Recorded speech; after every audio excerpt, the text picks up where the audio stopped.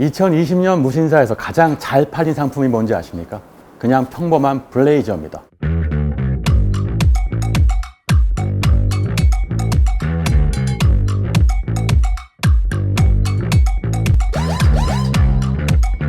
두 번째로 잘 팔린 건 그냥 까만 롱코트고요. 이것들엔 아무 특징도 대단한 개성도 없죠. 사람들이 그것을 선택한 이유? 아주 평범하게 특별하다. 바로 이겁니다. 우리는 이걸 트렌드라고 부릅니다. 자, 2021년 트렌드는 어떨까요?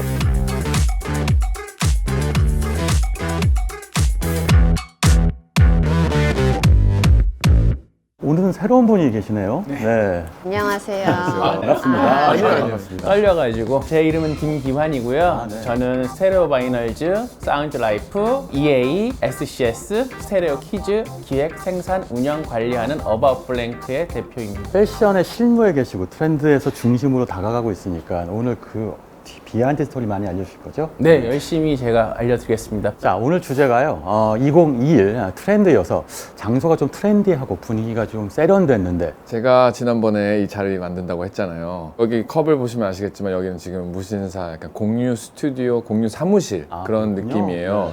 약간 뭔가 패션의 중심지에 있는 듯한 느낌이랄까요? 저 여기 또 역사적인 또 공간이죠. 또 여기 패션의 또 메카. 패션업 하시는 분들한테는 되게 패션 특화가 잘 돼 있는 곳이고, 바로 길 건너면 종합시장, 동아시장, 이 내부에 또 패턴실 또 있고, 사실 여기는 투머치긴 하지만 그 SK 면세점이었었다가 SK가 면세점 탈락하는 바람에 정말 TMI다. 알겠습니다. 여기까지 하겠습니다. 이런 것도 아시네요, 진짜. 자, 그냥 미래 무신사들이 태어나는 곳이다. 맞습니다. 이 DDP도 있잖아요. 패션 위크 안에. 다들 한마디씩. 자, 한마디 하세요, 빨리. 오늘 트렌드 하니까 각자 드레스 코드에 대해서 이야기해 주시면 좋을 것 같아요. 그러면 오늘 가장 화려한 패션을 그 자랑하시는 들어올 때부터 제가 화려했다고 했잖아요. 맞아요. 백 팀장님이 손사래를 막 쳤어요. 저런 패턴 도대체 어디서 사는 거냐고 막. 아니 잘 어울리. 지난번엔 올블랙으로 입고 오셨는데 트렌드라고 해야 될까 모르겠어요. 그냥 제가 봤던 컬렉션에서 이런 뭔가 플로럴 패턴도 많이 나오고 최애 아이템이 플리스라고 했잖아요. 아 그래서 맞네. 그거 보여드리려고 또 입고 왔습니다. 대표님은요? 올 블랙. 올블랙 항상 예. 진정한 패션인들이 좀 약간 올 블랙으로 많이 입는 것 매일 같아요. 입어도 안 질리는 올블랙으로 그냥. 팀장님은? 싹 스캔을 한번 싹 했는데 C 브랜드가 굉장히 많더라고요. 네. 오늘 말할 브랜드가 C 브랜드가 있어가지고. 근데 에디 슬리먼의 셀린지, PB 파일로의 셀린지 좀 저 궁금했어요. 다 에디 슬리먼의 셀린. 셀린 쇼를 보니까 락앤롤 무드도 있고 또 되게 일상적인 룩도 있고 이래서 하이엔드 스트릿 패션? 뭐 이렇게 정의할 수도 있지 않을까요? 그렇죠. 셀린에서 요번 이제 에디가 가장 많이 이렇게 보여주는 게 하이엔드 스트릿인 것 같기도 해요. 아무도 나한테 안 물어봐 주니까 그러니까요. 내가 답을 할 수가 맞네. 없다. 아 죄송해요. 어머. 나에서 끝나는 줄 알았네. 자, 그 트렌드가 뭘까요? 말씀하시죠. 아니요, 그냥 평범한 특별하게 데이브 뉴욕 아시죠? 네, 정말 그냥 아무렇지도 않게 그냥 차려입은 듯 하다가 한번 포인트 주는 거. 꾸안꾸. 네. 자, 이렇게 각자 취향이 다르잖아요. 사람들마다 취향이 다른데 그런데 어떻게 트렌드가 만들어질까? 그게 궁금하기도 해요. 트렌드라는 게 뭘까요? 제가 생각했을 때는 뭐 만나면 계속 나오는 이야기들 또는 길거리에서 계속 보이게 되는 것들 그냥 4명 중에 3명은 갖고 있는 것 그게 트렌드인 것 같아요. 사실 지난해 트렌드를 하나로 설명하자면 모든 것에서 예상에서 벗어났다. 그렇겠죠. 네.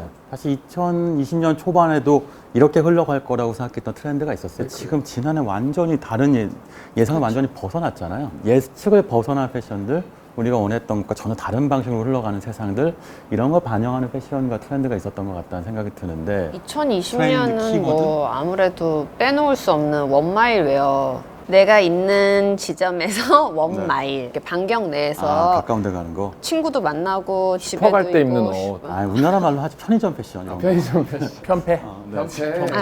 그래서 뭐 스웨셔츠 그리고 뭐 트랙 팬츠 그리고 편하게 입을 수 있는 니트 또 마스크.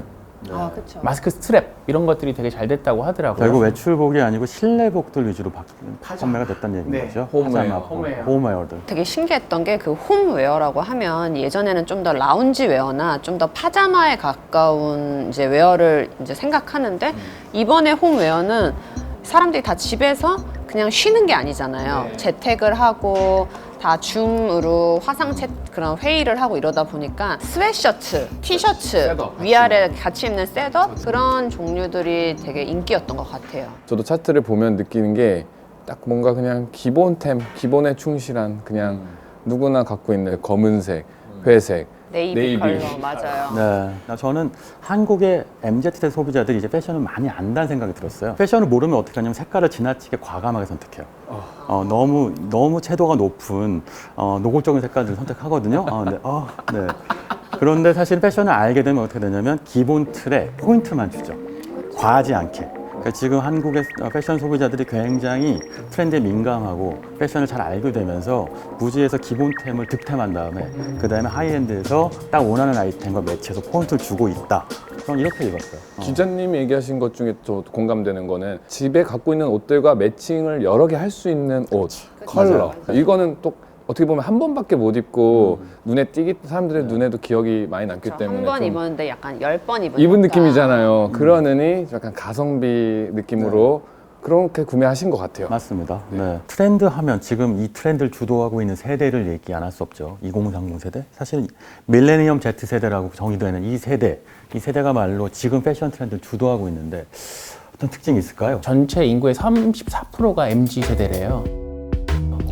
그래서 이제 그리고 그 전에는 누군가의 지식을 얻는다는 것 자체가 부모님, 형, 누나, 혹은 친구, 혹은 선생님, 학원 선생님 등에서 이루어질 수 있는데 지금 핸드폰 켜고 검색창에 치면 다 알 수 있어요. 내가 원하는 정보. 그래서 나를 커스터마이징 잘 할 수 있죠. 내가 누군가, 난 뭘 좋아하는가. 다양한 그 의견과 다양한 주장들을 받아들이고 내가 재해석해서 난 어떻게 가야겠다라는 걸 알 수 있는 세대여가지고 되게 좀 주도적이고 저는 그 MZ 세대는 되게 이렇게 소비로 행복을 사는데 주저함이 없는 것 같더라고요. 멋있다. 네. 소비로 행복을 어떻게 사? 돈으로 행복을 어떻게 사요? 사면 되죠, 돈으로. 살 수 있구나. 네, 네. 그럼요. 생각하기 나름이죠. 사는 행복이 제일 행복한 것 같던데. 자본주의의 폐해입니다. 이것이야말로. 자본주의 폐라고 하면 아니, MZ 세대가 아닌 거야. 자본주의 퀴즈라고 하는 거예요. 예전에는 명분이 있어야 되고 내가 좀 막 필요해서 제품을 사는 위주였다면 이제는 그냥 브랜드의 가치를 사는 거예요. 저도 그 부분에서 동조하는데 MZ 세대에 그 이중된 페르소나인 것 같아요. 두 가지 인격. 기본템 이거는 닳고 없어지는 거야. 내 일상 일하러 갈 때는 굳이 내가 비싼 거 입을 이유가 없어. 하면서 뭐 소위 말하는 이제 전투화. 뭐 예를 들면 뭐 좋은 뭐 알든이라는 뭐 구두가 있으면 그거는 주말에만 신었다 결혼식에만 하객 패션에만 썼다가 평일에는 금강자의 리가 문화상품권 할인을 받아서 사는 약간 이런 느낌. 이 모자이크 네, 처리해서 죄송합니다. 죄송합니다. 뭐 예를 들면 무신사 슬랙스를 입다가도 마르지엘라 슬랙스도 있지만 주말에 이거는 내 결혼식용이야, 하객용. 너무 평일엔 내 무신사 슬랙스. Why not? 어때? 이거 데일리 팬츠인데, 데일리 아이템인데. 이런 밀레니엄 Z 세대가 주도하고 있는 지금의 패션 씬은 어떻게 바뀌고 있느냐 이게 중요한 질문일 텐데 패션 소비 뭐가 달라졌어요? 리셀 또는 그런 뭐 사고 파는 게 예전에는 물건 하나 사면 아, 나 이거 10년 입을 거야 이러면서도 샀었는데 이제는 그냥 내가 이 브랜드의 가치를 경험해 봤다. 경험했으니까 뭐 다시 되팔 수도 있는 거고 그거에 너무 자유로운 거죠. 그럼 리셀 시장이 열렸다 이 얘기인 거죠? 그쵸. 리셀, 래플. 래플. 네. 래플은 뭐예요? 래플이요? 이게 되게 제가 아버지한테 신발을 사려고 아버지도 여기 가입해서 응모를 해달라고 부탁을 드렸거든요. 근데 아버지께서는 그럼 당첨되면 신발을 주는 거냐? 그래서 아니다. 신발을 살 수 있는 기회를 주는 거다. 네. 거기에 충격을 받으셔서 이걸 왜 해야 되냐고. 공짜로 주는 것도 아닌데 왜 응모를 해야 되냐고. 살 수 있는 사람들도 이제 한정적인 거예요. 그래서 제품 자체를 되게 한정적으로 만들어서 무작위 추첨이라고 하죠. 그래서 살 수 있는 기회를 무작위 추첨으로 드리는 건데 저는 그것도 너무 신기했거든요. 제가 최근에 스포티앤리치 그냥 그게 예뻐 보여서 하나 사야겠다 그랬는데 저에게 살 기회를 안 주는 거예요. 안 주죠. 네, 그냥 들어가서 누가 입고 있길래 나도 한번 볼까 했더니 오픈이 그 날짜에만 살 수 있고 다 나갔대요. 그런 유니크한 아이템에 대한 어떤 열광이라고 하는 것이요. 그러니까 자기하고 연결돼 있다고 생각해요. 패션은 기본적으로 자기가 강한 사람들이 모여있는 집단이죠. 근데 밀레니엄 Z 세대는 그 층이 굉장히 넓어진 상태예요. 그런데 문제는 뭐냐면 패션이 정말 유니크한 아이템이 아니면 사실은 일반화되잖아요. 그 안에서 내가 특별하다는 걸 인정하기 위해서는 유니크한 아이템에 한정판에 집착할 수밖에 없는 거죠. 그런 세대들은 또 옷을 만드는데 또 참여하는 걸 되게 좋아해요. 아, 참고로 직접 네이버에 참여. 브랜디드라는 카페가 있어요. 거기 카페가 어떻게 보면 되게 상호 인터랙티브한 게 뭐냐면 옛날에는 우리가 누구 입었어, 연예인 누가 입었어 홍보의 자료였는데 이제는 브랜드를 같이 만들어가요. 친구들아 나 요번에 이런 아이템 만들려고 하는데 나 결정장애 있는 거 알잖아. 빨간색이랑 파란색 둘 중에 뭐가 좋아? 하면 밑에 리플이 한 20개, 40개, 50개 빡빡 달려요. 그럼 그걸 보고 브랜드를 같이 만들어가는 거예요. 그래서 그 상품이 나오면 직접적으로 판매도 해주고 또 자기가 내가 좋아하는 브랜드 내가 서포트 해주겠다. 예. 브랜드하고 소비자의 거리가 좁혀져야 되는 좁혀지고 거죠. 싶은 거죠. 프렌드라는 말 아세요 혹시? 그 누구나 친구가 될 수 있지만 막상 오프라인에서는 모르는 사람. 모르는 사람 누구야? 아 씨였니? 약간 이런 느낌 그런 느낌처럼 몰라서 좀 더 동질감이나 소속감을 느끼고 싶어하고 국내 브랜드도 한 2, 3년 전, 3, 4년 전만 해도 머리가 하얗고 눈이 파랗고 입었을 때 핏이 끝내주는 외국인 모델을 원했었는데 코로나로 인해서 모델이 못 들어오는 현상도 있지만 요즘에는 나와 같은 동양인 황토색 피부에 검은 눈을 가진 실질적으로 입은 사람들이 아, 이 옷은 이렇게 입힐 수 있구나 그런 것들도 더욱더 친숙해지고 뭔가 내가 이 믿을 만한 소비 나의 지표가 가까운 사람한테 있는 것 같아요 제가 봤을 때는. 맞아요. 근데 그게 하이 패션에서도 적용이 된 게 이번에 버버리 룩 캠페인 룩북에도 버버리의 직원들이 모델로 언택트 시대니까 그걸 받아서 집 앞에서 찍는 게 룩북으로 나와서 그런 할인된 가격으로 있겠죠. 몇 프로 해줄까요? 한 40%? 자, 모두 현타 오는 얘기들. 네.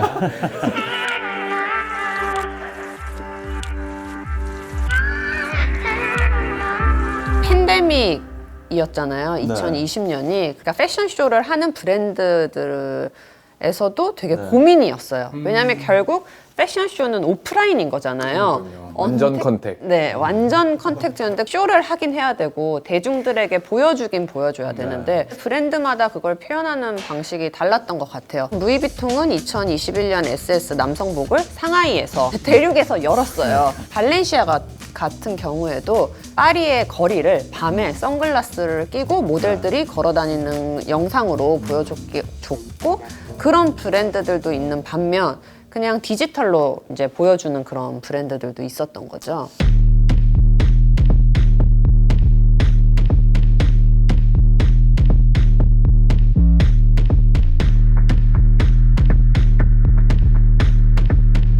패션쇼 이런 게 더 이렇게 확장성이 커졌다고 생각이 돼요. 예전에는 패션 에디터나 뭐 포토그래퍼나 그런 패션 관계자들만 쇼에 가서 그 쇼를 이제 감동을 받고 쇼를 보고 다녀와서 그 사람들이 트렌드를 알려줬던 거잖아요, 사실. 네, 맞아요. 아주 중요한 포인트예요. 근데 이제는 그 자리에 앉아 있는 사람보다 패션 그 브랜드의 인스타그램 라이브나 유튜브로 기다려서 보는 게 더 잘 보여요. 이제 다 같이 공유하는 거예요. 하이 패션이라고 해서 멀리 있는 게 아니라 모두가 함께 보는 거고 다 참여형인 거예요. 이제 트렌드가 옛날에는 트렌드를 생산하는 사람과 트렌드를 확장시키는 사람과 트렌드를 소비하는 사람은 나눠져 있었는데 중간이 없어지는 거죠. 맞아요. 완벽하게. 양극화.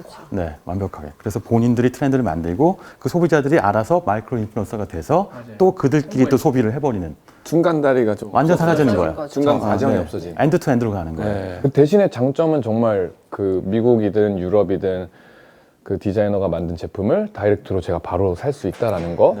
그 정도 열정만 선택받은 있다면. 자로서. 그렇군요. 그럼 정리하면 이제는 트렌드가 직거래되는 시대. 그리고 트렌드가 래플되고 리셀되는 시대. 와 멋있다. 네, 이렇게 정리하겠습니다. 그러네요 정말. 어쨌든 2021년에 뭐가 유행할지 이런 얘기도 해야 될 거 아니에요? 또 어떤 걸 입어야 힙한지, 또 어떤 브랜드가 세련됐는지, 또 패션 피플들은 어떤 브랜드 스타일을 선택하는 본격적으로 다음 화에서 이어가서 해보도록 하겠습니다.